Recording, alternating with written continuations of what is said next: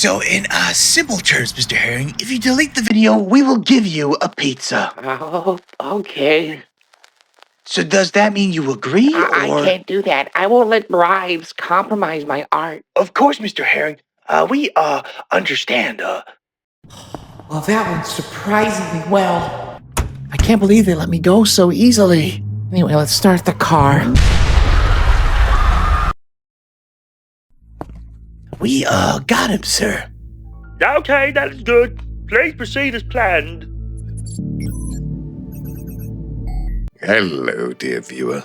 Yes, ladies and gentlemen, today we are going to do yet another ship, because I ran out of ideas and I'm scared.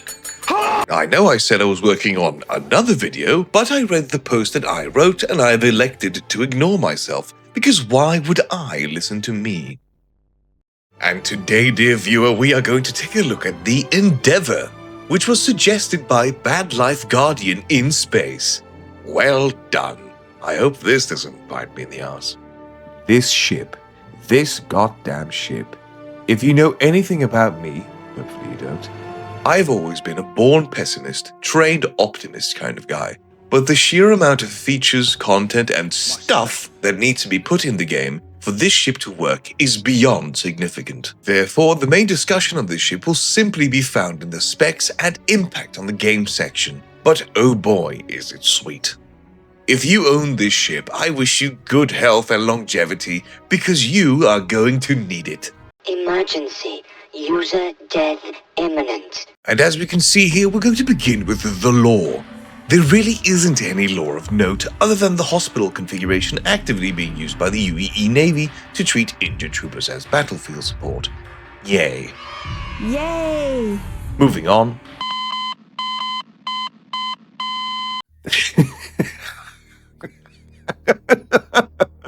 Oh my god. The Endeavour was officially revealed for the first time at DragonCon on September 5th, 2015. I believe that this ship can quite easily signify the early days of CIG due to the simple fact that this is the shining beacon of overpromising and overselling.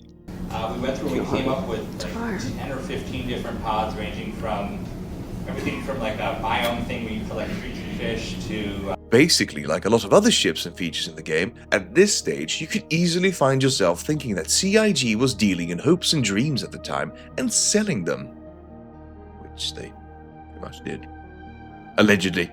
But they were selling the Endeavour not out of actual reality of what they could do at the time, but what they hoped to produce in the future, maybe. We're probably going to see a probably not insignificant reconcept of this ship way after 1.0 or slightly before. You chose poorly. According to John Crew, thanks FanWiki, when Endeavour is the second most asked question that he receives, the first probably being when BMM. And that is of course enough of the development history. We are now going to move on to the speckaroos, gentlemen. Yes, finally. Sometimes I dream about cheese. The Endeavour is supposed to be a highly modular ship, which means that you, as the potential quote-unquote owner, get plenty of wiggle room to adapt your ship to your specific needs, whatever they may or may not be. The ship's dimensions currently sit at 200 meters long, 20 meters high, and 48 meters wide. This, however, is of course incredibly likely to change, especially since the concept is so old and the concepts are quite shit. The components will probably be size 4s or larger, but I'd skew it likelier that we'll see capital class components in the modular section of the ship and size 4 in the detachable front module. And yes, on the Endeavour there is a detachable front section for ease of transport and exploration. Let's just hope they don't mess up the market for the rest of the ship for when it comes out. But when it comes to this ship, player choice is the name of the game, with the ship offering the following modules. The fuel module, extended fuel tanks for allowing longer ranged missions. This is pure speculation, but I do believe this can in the future be utilized in conjunction with the hangar and service module to work as a makeshift carrier. The biodome. Here, maybe one day you will be able to grow an assortment of totally legal, totally legit things to study and research. The science module. If you're a part of the science team, this is the module for you. where if you're in places like Pyro, you can research whatever you want. Just put on a lab coat and use the onboard microscope and you are golden. Good luck out there with your research. I'm a sick man. The Medical Bay module. Much like the Science module, in Pyro, everyone is a surgeon, and you do not need a license to practice your art.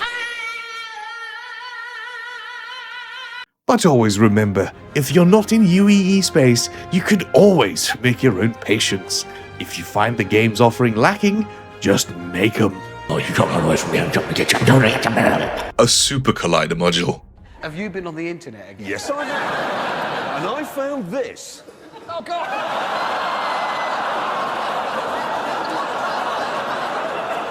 What the fuck? A Super Collider to overclock the ship. Why? For whom was this made? The Research module. The way this differs from the Science module is that this is intended to process data with scanners and other science mumbo-jumbo. Whoop-de-doo. The Landing module. This module should instead be called the Hangar module, but whatever. It is intended for being used together with the Hospital module and supposedly has room for multiple Cutlass Reds. But you're not going to be putting any space amber lamps in this, are you? The Service module. So this is a module intended to act as a workshop for the crew, probably to craft items and support the crew with whatever it needs. Same joke in 2 videos, we have now hit rock bottom, baby. Only up from here. The Telescope module.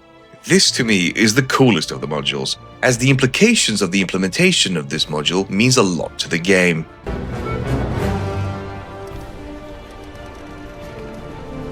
Imagine the rush of being the first to discover a wild and temporary jump point nobody has gotten to navigate yet, knowing where it begins, but not where it ends.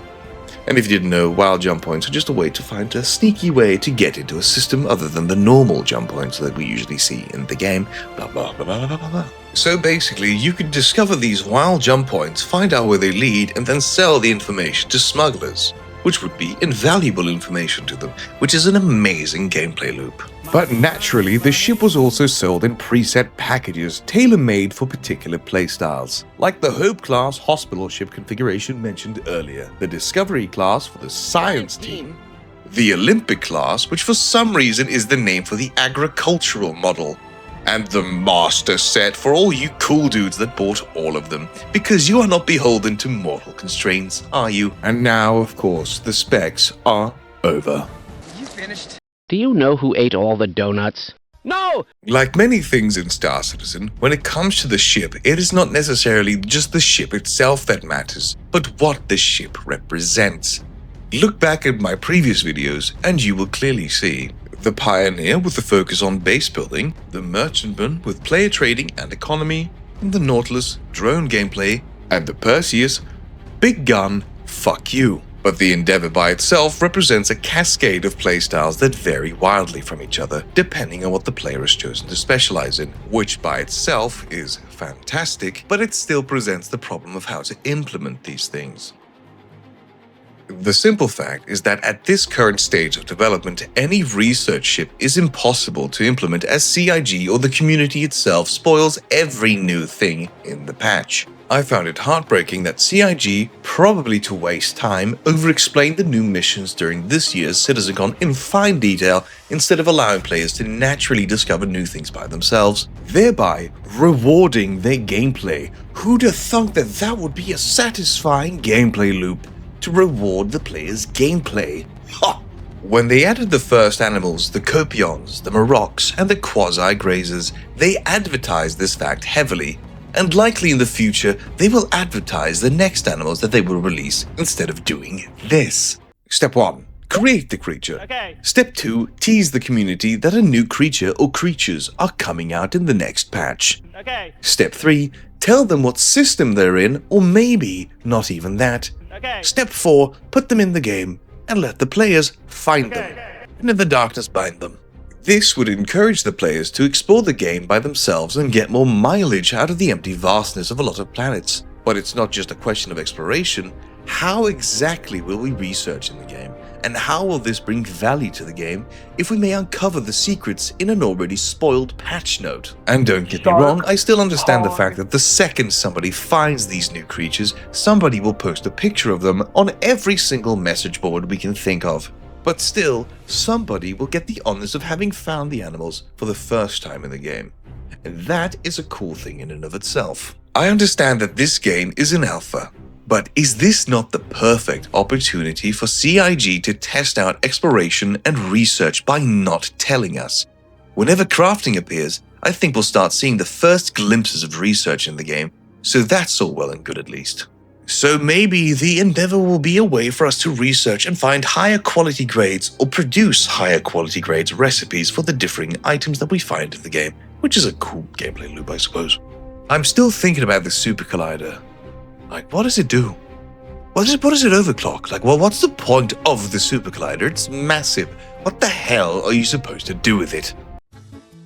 Special thanks to all of my wonderful Banu merchantmen, without which this would all be highly improbable yet again. Special thanks to the Susterman class of Half-Breed Bastard, Big Kronk, Mouseclick, Davidri, and Waffle. And thank you to the fantastic people of Schmieda, Ifenura, Sorgi XD, Albatross, and Ignore Me. And thanks to the enthusiasts of Long Yawn, Bloodix, Festa 2, Beichel, Monk, and Dave of Yogs. Thank you all very much for watching. Please do consider and subscribe if you so desire. I will be taking a break from the ship retrospective content now for a while to focus on a 30-ish minute video that I've been planning for some time to be released as my last video for this year around Christmas time. So I suppose it'll in some way have to be some sort of Christmas special? I have no idea. In any case,